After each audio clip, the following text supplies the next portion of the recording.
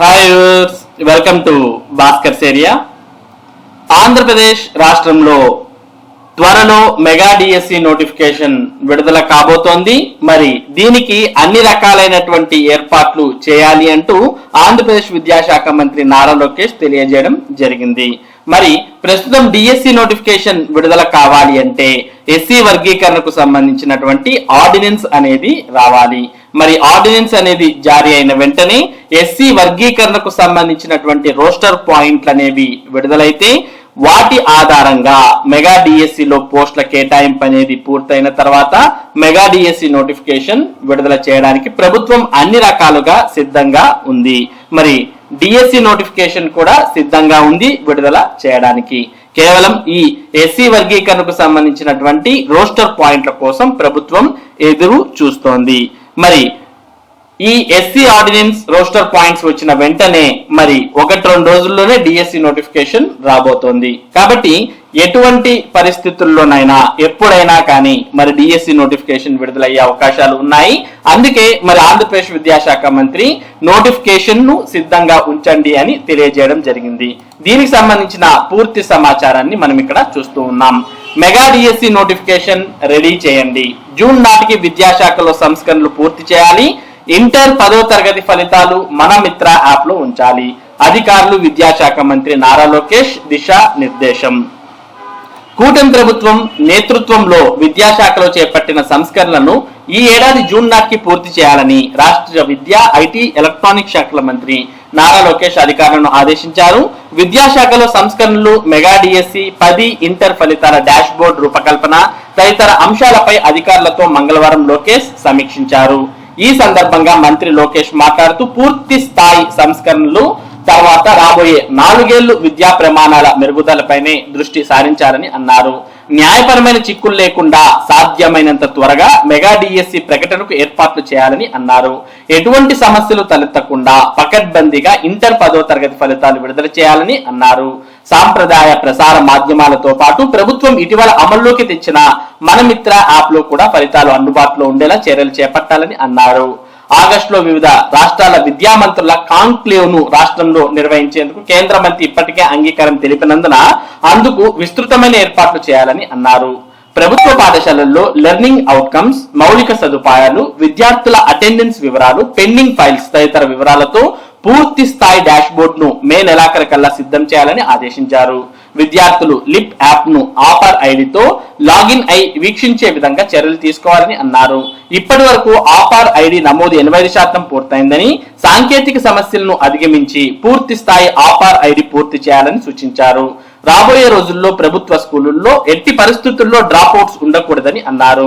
సర్వశిక్ష నిర్వహణలో కొనసాగుతున్న పాఠశాలల్లో ఆన్లైన్ విధానంలో పారదర్శకంగా అడ్మిషన్లు చేపడుతున్నట్లు అధికారులు తెలిపారు.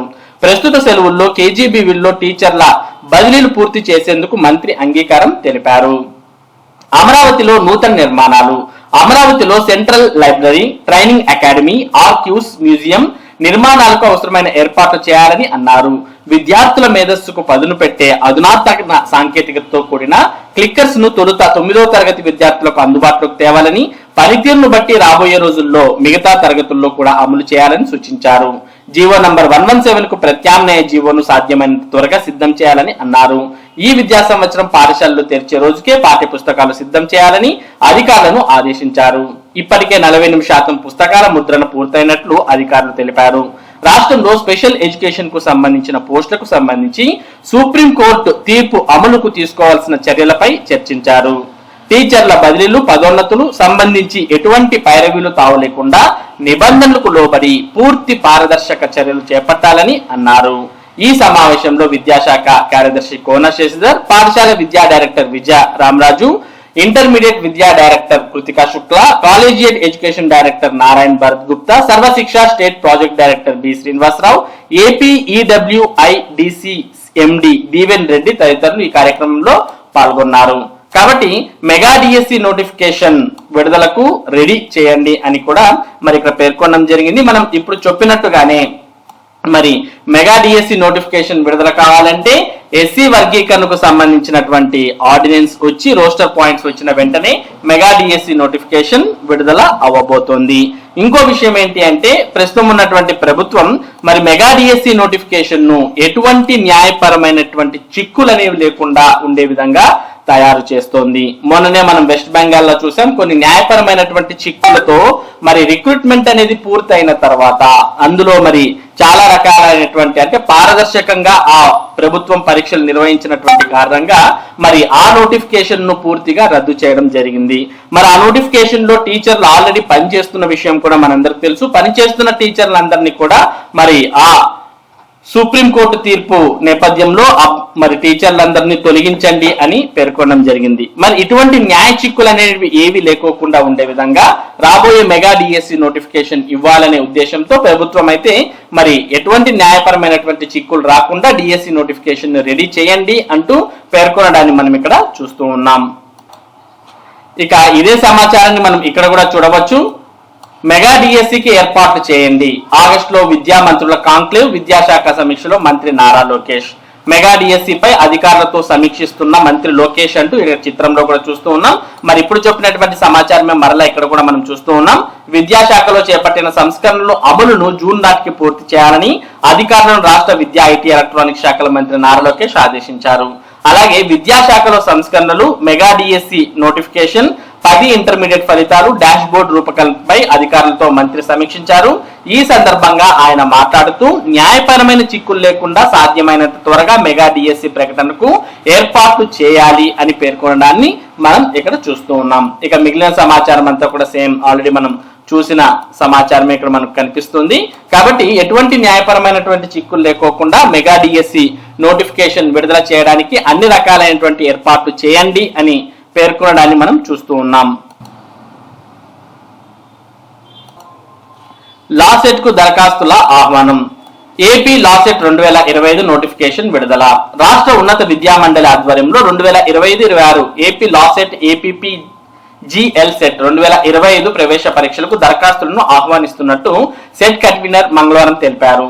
ఇందులో ప్రధానంగా రెగ్యులర్ ఎల్ఎల్బి 3 5 కోర్సులకు సంబంధించి, లాసెట్ 2 పీజీ కోర్స్ ఎల్ఎల్ఎం కోసం ఏపీపీజీఎల్ సెట్ ను పద్మావతి మహిళా యూనివర్సిటీ ఆధ్వర్యంలో నిర్వహించనున్నట్టు చెప్పారు.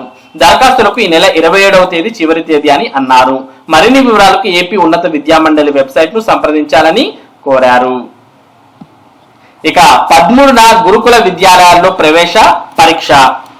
2025-26 విద్యా సంవత్సరానికి సంబంధించి రాష్ట్ర సాంఘిక సంక్షేమ గురుకుల విద్యాలయాల్లో ప్రవేశాలకు ఈ నెల 13న పరీక్ష నిర్వహించనున్నట్టు ఉమ్మడి కర్నూలు జిల్లా గురుకులాల సమన్వయకర్త డాక్టర్ ఐ శ్రీదేవి మంగళవారం తెలిపారు.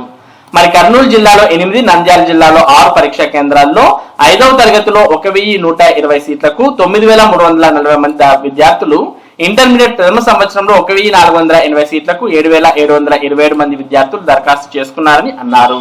ఈ నెల 13వ తేదీన 5వ తరగతి విద్యార్థులకు ఉదయం 10 నుంచి 12 గంటల వరకు, ఇంటర్మీడియట్ విద్యార్థులకు మధ్యాహ్నం 2 నుంచి సాయంత్రం 4:30 వరకు పరీక్ష నిర్వహించనున్నారు. బాలుర పాఠశాల డోన్లో ప్రవేశ కేంద్రం ఎంపిక చేసుకున్న విద్యార్థులు సమీపంలోని బాలికల పాఠశాల డోన్లో ప్రవేశ పరీక్షకు హాజరు కావాల్సి ఉంటుందని పేర్కొన్నారు. 5 ఇంటర్మీడియట్ ప్రథమ సంవత్సర ప్రవేశాలకు దరఖాస్తు చేసుకున్న విద్యార్థులు హాల్ టికెట్ డౌన్లోడ్ చేసుకోవాలని తెలిపారు. కాబట్టి ఎవరైతే గురుకుల విద్యాలయాల్లో ప్రవేశాలకు దరఖాస్తు చేసుకున్నారో అటువంటి వారు మరి మీ హాల్ టికెట్స్ ను డౌన్లోడ్ చేసుకుని ఈ నెల 13వ తేదీన పరీక్షకు హాజరు కావచ్చు. మరి ఇవి ఏపీ మెగా డిఎస్సి మరియు విద్యా ఉద్యోగ సంబంధిత సమాచారం. ఇటువంటి ముఖ్యమైన సమాచారాన్ని భాస్కర్స్ ఏరియా మీకు అందిస్తూ ఉంటుంది. మరి ఈ సమాచారం మీరు మిస్ కాకుండా పొందడానికి మన భాస్కర్స్ ఏరియా యూట్యూబ్ ఛానల్ కు సబ్స్క్రైబ్ అవ్వండి. Thank you for watching this video.